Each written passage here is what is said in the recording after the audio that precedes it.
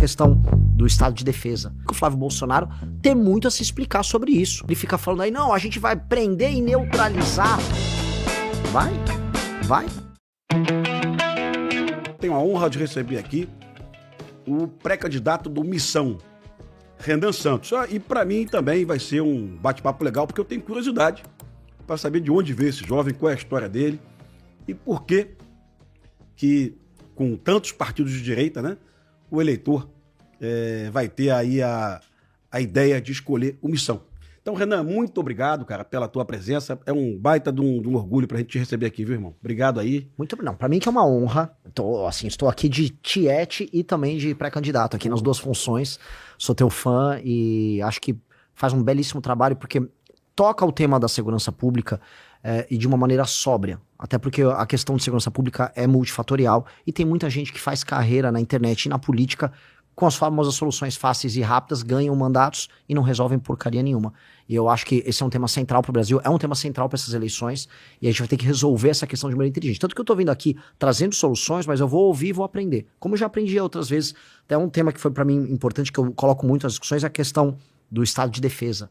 Que eu vi você falando uma vez que não vai dar para fazer as operações se não tiver um estado de defesa em que permita, por exemplo, entrar nos domicílios para você capturar bandidos que se escondem nos domicílios dentro dos bairros, das favelas. E é uma verdade, todos os lugares que eu fui ao redor do Brasil que tem ocupação de facção, pelo amor de Deus, bota o estado de defesa que tem que pegar o cara dentro da casa. Renan, é impossível entrar numa comunidade e recolher fuzis que matam seres humanos sem um mandado de busca e apreensão coletiva. Bom, eu já ouvi o seu ponto de vista.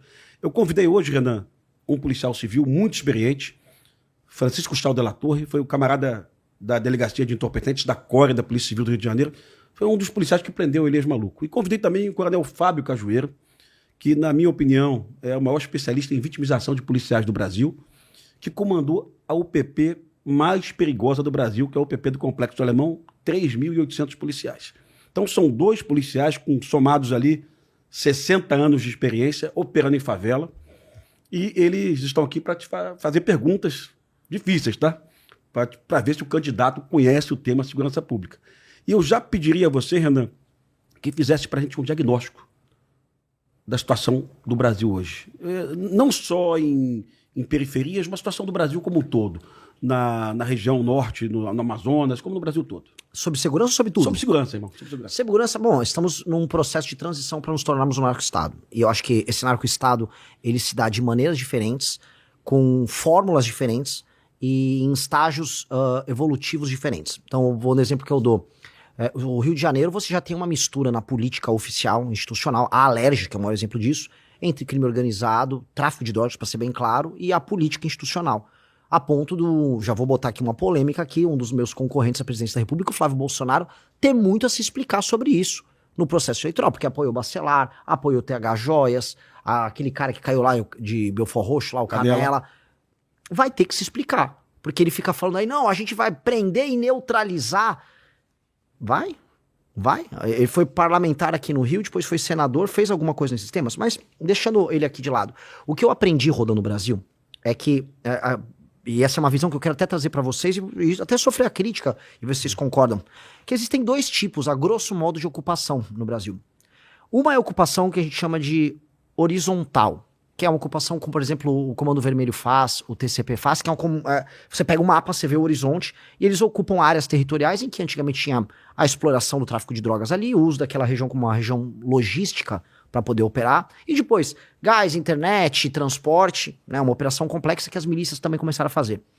E a do PCC, eu acho que o termo é bem interessante, que é a ocupação vertical, que é a ocupação institucional. Então vai de mercado financeiro, posto de gasolina, Ministério Público, polícia política, portos, e é uma operação mais complexa com um faturamento maior. Então não necessariamente o PCC precisa fazer uma ocupação territorial tão ostensiva quanto um Comando Vermelho, um bonde dos malucos fazem. Mas ele tem uma operação que ela invade as instituições de uma maneira mais efetiva. São dois modelos diferentes. Conversando, por exemplo, com membros do governo americano, eles estão mais preocupados com o modelo do PCC, porque eles já estão operando internacionalmente e é mais fluido, é mais difícil. E aí, rodando o Brasil, eu percebo um pouco os métodos. Por exemplo, em São Paulo, a gente tem o Porto de Santos, que é ocupado pelo PCC. Aí eles pegam a Baixada Santista e eles fazem uma ocupação à lá Comando Vermelho, porque acho que é um entreposto logístico para poder operar o porto. E eles estavam fazendo isso no P100, lá em Fortaleza. E aí o Comando Vermelho, né, olhou e falou, não, vamos tomar o P100. Aí o Comando Vermelho derrotou agora o PCC ali na região. O estado, inclusive, que para mim está numa situação mais preocupante é o estado do Ceará. Eu acho que você tem uma negligência gigantesca por parte do governador atual, que é o Eumano, e a tomada de cidades inteiras, participação institucional do Comando Vermelho no processo eleitoral.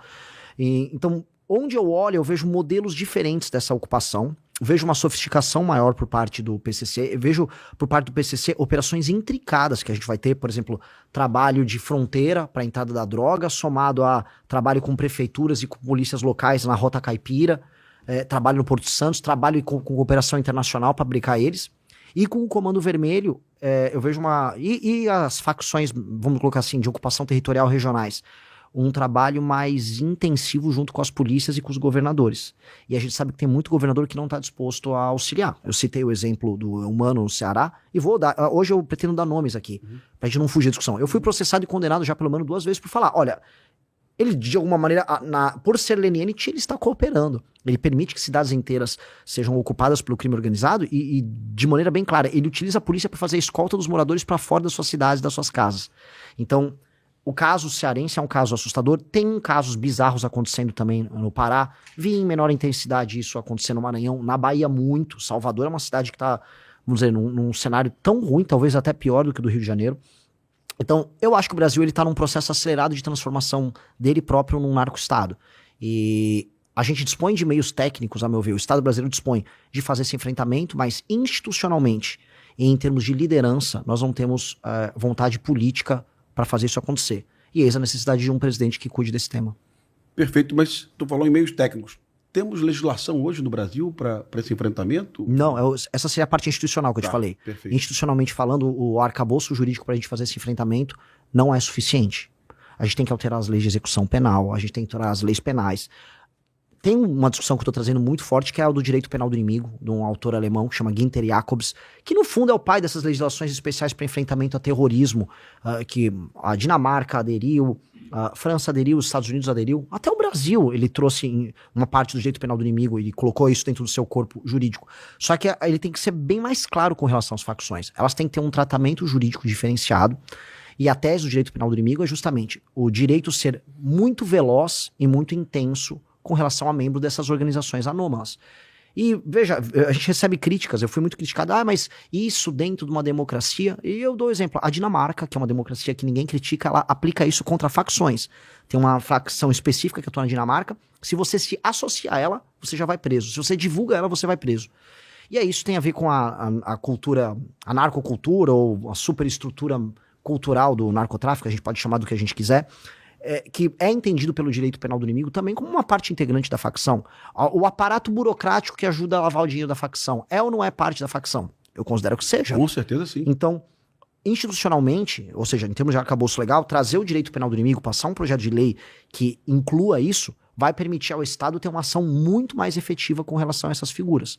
Aí a forma como a gente vai tratar os presídios, e aí do meio técnico, para entrar, desde scan, 3D, aí utilizar a COAF, utilizar a Polícia Federal, colocar os governadores numa coalizão pra gente brecar eles, eu acho que essa é a parte mais fácil. A parte, a meu ver, institucional, que é ter o arcabouço normativo e a vontade política de um presidente da República em tocar esta guerra, acho que esses são os elementos centrais pra gente andar. Me preocupa, Renan, porque todo pré-candidato que vem aqui, que eu questiono a falta de legislação, né? Ele sempre diz para mim, mas a autoridade do presidente eleito... Bom, só com autoridade a gente não vai a lugar nenhum, né? Ontem eu vi um caso em Tocantins, farei um vídeo sobre isso, de um bandido que assaltou 10 farmácias ao longo de 15 dias, preso em flagrante pela Polícia Militar de Tocantins, né? Na audiência de custódia, o juiz diz que a prisão é legal, o juiz deixa claro da legalidade da prisão, e diz que o bandido vai responder em liberdade, né? Então, assim, isso com em vigor a alteração do crime do roubo. Sim. Proposto pelo Kim Kataguiri, né? E sancionado pelo Lula. Sim. Ou seja, eu não posso dizer que o Lula foi omisso porque ele sancionou a lei que o Kim propôs, né? Com tudo isso, o juiz despacha que a prisão é legal, mas o bandido vai ficar em liberdade, apesar de ter assaltado 10 farmácias, né? Então, assim, olha a complexidade disso. Sim, esse é um elemento fundamental, porque institucionalmente o judiciário, ele se considera acima da lei porque não existe sanção. A gente aprende no primeiro ano de direito que a norma, Hans Kelsen isso, a norma só funciona se ela tem uma sanção. Se você tem uma norma e a norma não tem uma punição, caso ela não seja cumprida, a norma não tem função. Sim. Do que adianta um juiz ter a lei a ser aplicada se ele não é sancionado quando não a aplica? Sim. E quando vem uma sanção, quase nunca vem, ele é aposentado com todos os seus vencimentos até o final da vida dele. Isso é um absurdo, que essa é a parte da alteração no funcionamento judiciário que um presidente da República vai precisar fazer. E a gente tem que entender, o presidente da República, porque eu já vi os demais pré-candidatos falarem isso, não, porque o presidente vai com a força dele. Não tem força na hora do pequeno desgaste, que são nas pequenas derrotas que ele vai sendo desgastado até a institucionalidade dele cair. Então o presidente da República tem que falar tudo que ele vai fazer na campanha e na transição e no ato da posse ele já pautar esses temas de maneira imediata. E outra coisa que eu acho que é fundamental, além de pautar e explicar no debate público, então o presidente da República tem que ser permanentemente sabatinado pela imprensa, porque o enfrentamento com relação às ideias erradas que mantêm o estado das coisas atual tem que ser feito pelo próprio presidente. Então tem que ser um presidente que sabe se comunicar e que acredita naquela tese. E isso não só em matéria de segurança. Matéria econômica vai precisar ser a mesma disposição para passar os temas e a sociedade civil ser convencida. Porque a partir do momento, e eu tenho uma crença muito verdadeira nisso, que a sociedade civil entender que o presidente está tocando uma guerra comum no Estado brasileiro, você vai unificar o país. Porque tem um elemento que eu percebi agora rodando o Brasil inteiro. Do Rio Grande do Sul, que você tem 13 facções em Porto Alegre, até o Maranhão, todo mundo, de todas as classes sociais, de todas as regiões do Brasil, não é que ele quer que o crime acabe, ele quer se vingar do criminoso. As pessoas estão com ódio do criminoso. Então, se tem um elemento que une o Brasil, ser o nosso grande bode expiatório, é o criminoso violento. Você consegue pegar um país que está fraturado, que se odeia, que está rachado por região, que vota na direita, e todo mundo tá pistola com o bandido. Então o primeiro presidente que começar a enfrentar isso de verdade e começar a mostrar que dá pra fazer as coisas acontecer, você tem um efeito que é muito maior só do combate ao crime, que é reunificar o país. E aí colocar o país na mesma guerra. Vamos agora todo mundo, presidente da República, como presidente você consegue, vou botar em estado de defesa a região de Santa Quitéria, lá no Ceará, que foi tomada pelo CV. Vou chamar o BOP lá do Rio para participar de uma operação com a polícia lá do Ceará. Você começar a unificar todo mundo se sentir brasileiro no enfrentamento a isso, que é uma causa comum a todos. Eu acho que aí sim, você vai passar os projetos, você vai ter uma boa popularidade como presidente da República tratando desses temas, e a gente muda o arcabouço institucional que envolve o judiciário e as leis penais, leis de execução penal e o Instituto do Direito Penal do Inimigo, para aí, de verdade, a gente virar um país. Hoje não é um país. Perfeito. Gostei bastante. Cajueiro, pergunta. Gostou do diagnóstico, Cajueiro? Gostei. Um diagnóstico muito bom. É o que realmente faria diferença. A primeira pergunta, né, é a seguinte. Teve um psicólogo norte-americano, um estudioso chamado Stanton Seminole, que ele estudou por que o criminoso comete o crime. E então, estudando famílias de 4, 5 filhos, apenas um era criminoso. Ou seja, não era o meio social como é divulgado por várias pessoas, que não, o meio é pobreza, não era isso. Porque tinha o mesmo pai, mesma mãe, mesma escola, mesma alimentação. As duas perguntas que o criminoso faz para cometer o crime. Primeira, eu vou ser preso? Eu vou ser pego? E a segunda, caso eu seja pego, eu vou ser duramente apenado? Aqui no Brasil, as duas, eu vou ser pego. Se não mudou a estatística, até o mês passado, 90% dos homicídios do Brasil não chegava nem à autoria, em média. Né? Então, e a segunda pergunta, nesse caso, estamos pegando o pior crime, vai ser duramente apenado? Não, vai sair rapidamente. A pergunta, em suma, né, diante desse cenário, a pena de morte e prisão perpétua. O senhor admite discutir prisão perpétua e pena de morte para determinados crimes.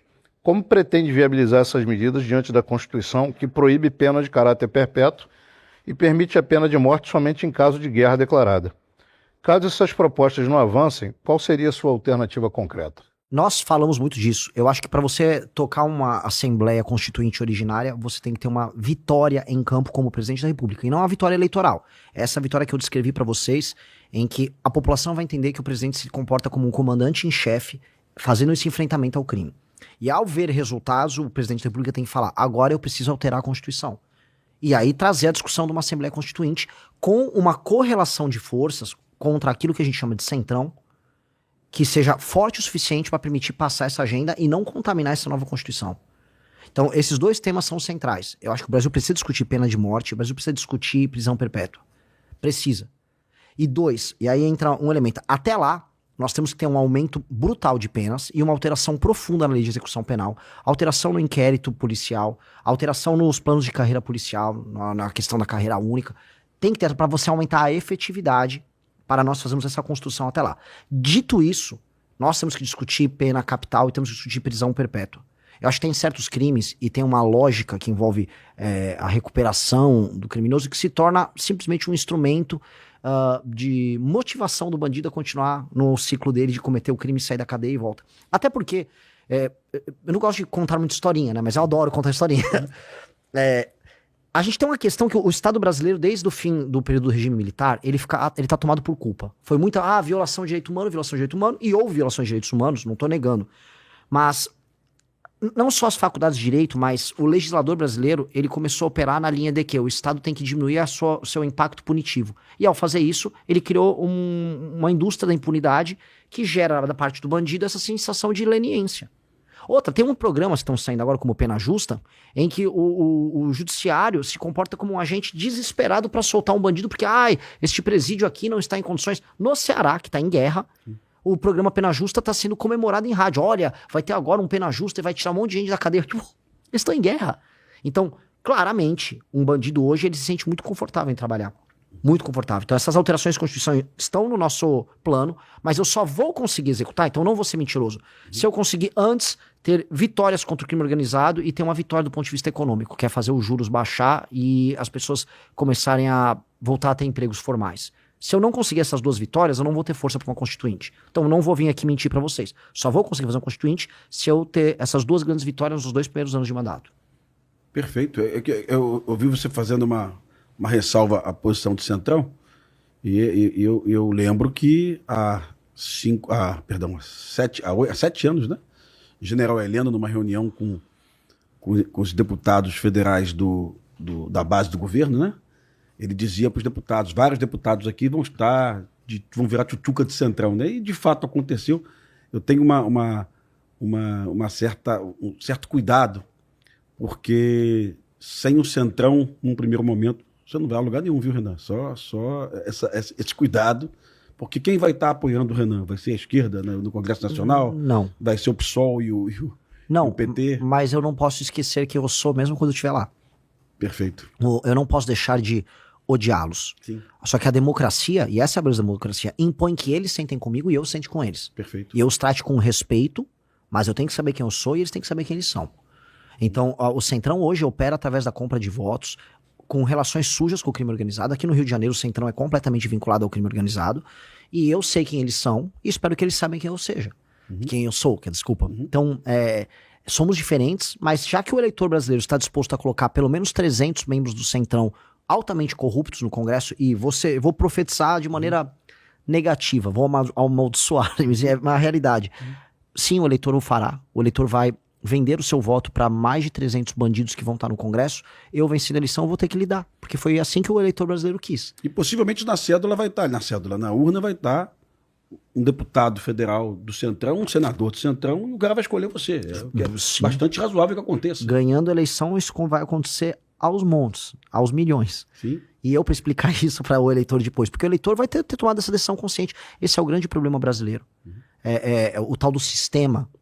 O Centrão representa esse sistema. E eu tenho uma grande proposta para isso. Acho que a gente pode ir mais pro fim, a gente comentar sobre isso. Perfeito. Mas ele é o grande problema. Eu considero ele um problema maior para o Brasil, um problema sistêmico maior do que a esquerda.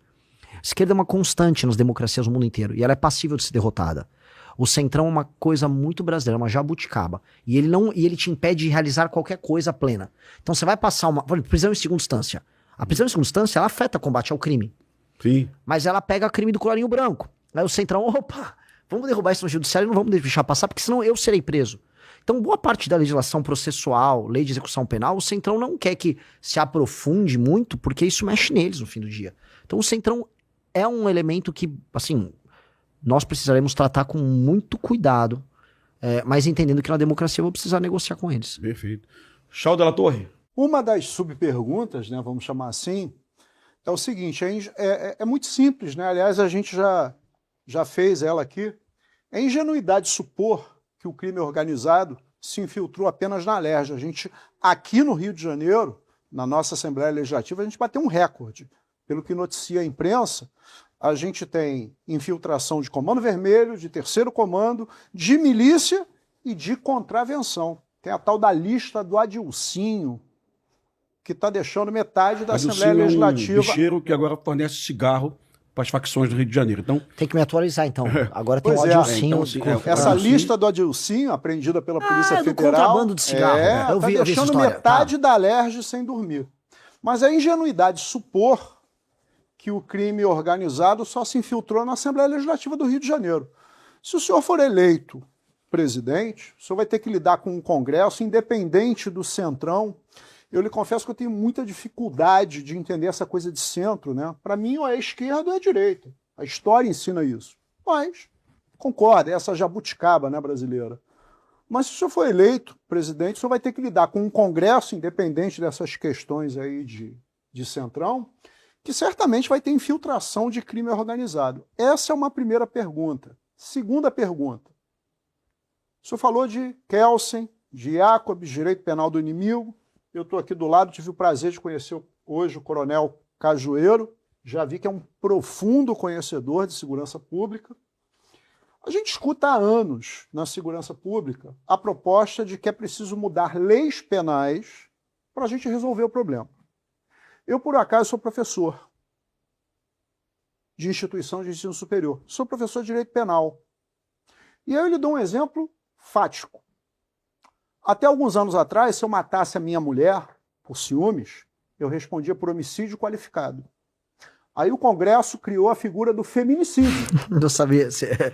E agora o Congresso revogou o feminicídio, criou o delito autônomo do feminicídio. Os feminicídios estão diminuindo? Nós sabemos que não.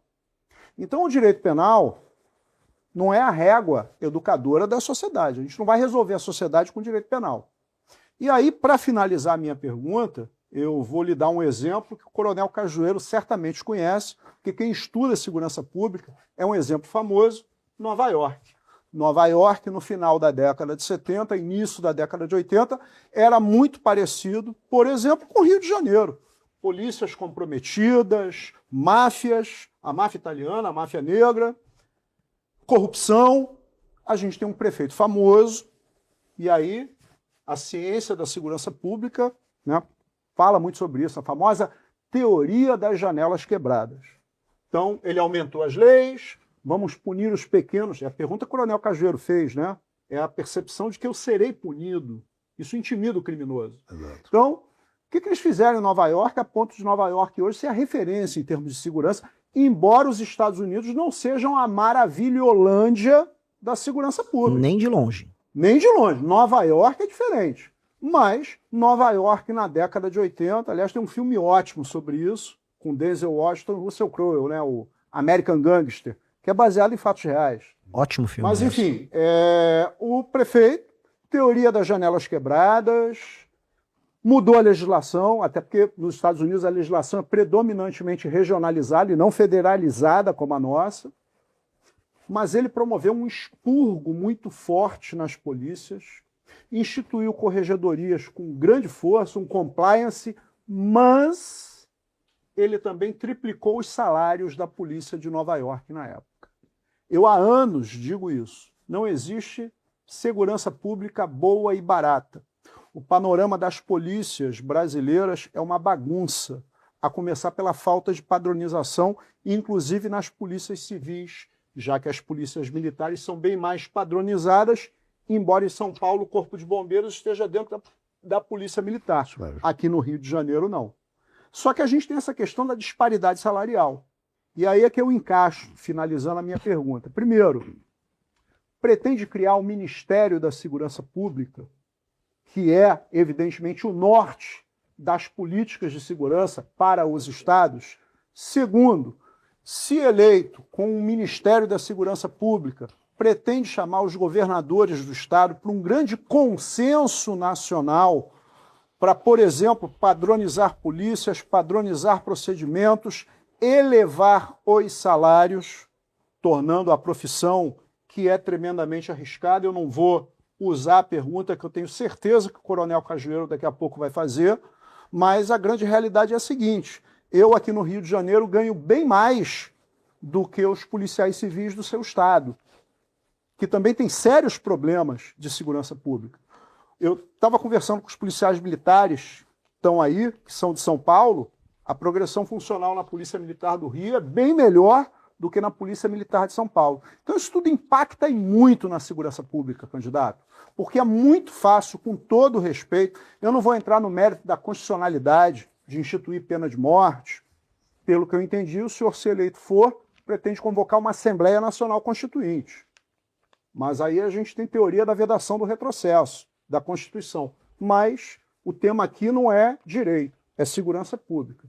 À luz da segurança pública, será que a gente precisa de mais leis penais, de endurecimento de mais leis penais, ou a gente precisa mudar profundamente o modelo persecutório criminal e as polícias que nós temos? É exemplo que foi feito em Nova York. Bom, não é uma pergunta, é uma super pergunta, é um tratado que eu recebi aqui, mas vamos lá, vamos fazer igual o Jack Stripador, vamos por pedacinhos, né? Então vamos lá, primeira coisa, eu concordo que não está restrito à LERJ e a infiltração do crime organizado está em várias instâncias, em vários estados de maneiras muito diferentes. E o privilégio que eu tive de viajar pelo Brasil é para entender muito como funciona em cada lugar, cada tipo de infiltração. Vamos lá, outro ponto que você colocou que pra mim é fundamental. Você fala assim, não é só a questão das leis penais que resolve. Óbvio que não. Porque a lei, se ela não tem efetividade, ela é letra morta. A lei brasileira é letra morta, a começar pelo judiciário, que não faz uma implementação devida dela. E o inquérito policial, que não é funcional no Brasil, as carreiras, ou mesmo o acompanhamento de um processo, às vezes um policial que deveria acompanhar do começo ao fim uma determinada investigação, ele faz a primeira parte, depois vai cair num escrivão, e a coisa não anda, aí o Ministério Público entra por cima. É caótico o modelo de investigação nosso e o modelo persecutório depois, e aí vem a subjetividade do juiz, que aqui o juiz ele tem a sua subjetividade. Então, como aconteceu no caso do menino Henri Borel, não, é machismo estrutural você colocar a mãe ali. Objetivamente falando, uma reforma do judiciário, que é uma reforma que a gente está propondo, ela tem que ser estritamente literalista no sentido de implementação da legislação. Matou tantos anos, tem esse agravante aqui, tantos anos, o juiz só vai cumprir aquilo. Essa subjetividade que hoje é permitida ao juiz, ela é um dos elementos que mais gera impunidade, e ela gera um elemento discricionário e subjetivo que, conforme você sobe para as instâncias superiores, piora. Tanto que a boa parte daquilo que a gente chama de corrupção, que eu já estou falando agora de crime de colarinho branco, ele se vale disso. De interpretações extensivas que tribunais superiores fazem. Nós vamos precisar amarrar isso. Muito, porque hoje está completamente solto e a soltura desse processo é justamente o que mantém o sistema vivo. E aqui eu não estou falando como teórico de conspiração. Para mim, o sistema só sobrevive porque você tem uma aliança tácita entre o legislativo, o judiciário e o executivo que permite que cada um faça negócio e tenha privilégio nas suas áreas, mas todos, vamos dizer, afrouxam a fiscalização de um sobre o outro. Então, o legislativo não vai para cima do judiciário para obrigar o judiciário a cumprir a lei como tem que ser cumprida. Vai caber a um presidente da República fazer uma reforma no judiciário. E aí entra outro elemento, que é um elemento que você citou da teoria das janelas quebradas, que eu concordo que é um elemento que não é só de aplicação de política pública, não é só papel do executivo, mas é o papel de liderança pelo exemplo, que é a questão cultural. Quem fez, a gente dá o exemplo de Giuliani, quem fez isso de verdade, criou uma nação que é muito mais impressionante que os Estados Unidos do departamento, é um homem que chama Lee Kuan Yew, num país chamado Singapura. Ele é o maior líder político do século XX. Ele pegou um país que era favelizado, destruído, violento, com a autoestima e com a moral corroída, porque foi humilhado pelo Japão por anos, e ele transformou essa numa das grandes nações mundiais. O que ele tinha como teto? Todo mundo falava, a pessoa em Singapura, ela é suja, ela é porca, ela é criminosa, ela não é confiável para fazer negócio. E ele acreditava que, primeiro você vem com leis e uma liderança muito firme na aplicação da lei, ou seja, o exemplo vem de cima. A lei dura e a sanção pesada vira hábito. O hábito depois se torna cultura, a ponto de você sequer conseguir distinguir no futuro que aquilo um dia foi forçado à população. a sanção, a lei dura com a aplicação e o exemplo da liderança acaba gerando um exemplo positivo. E nós no Brasil já tivemos exemplos positivos. Até os anos 90 o brasileiro não usava cinto de segurança. Até o meados dos anos 2000, todo mundo fumava dentro de qualquer espaço fechado. E veio uma lei, aquilo se tornou hábito, e depois se tornou cultura, e hoje as pessoas levam isso muito a sério. O brasileiro agora põe cinto de segurança no banco de trás. Então, nós somos capazes de criar esse processo.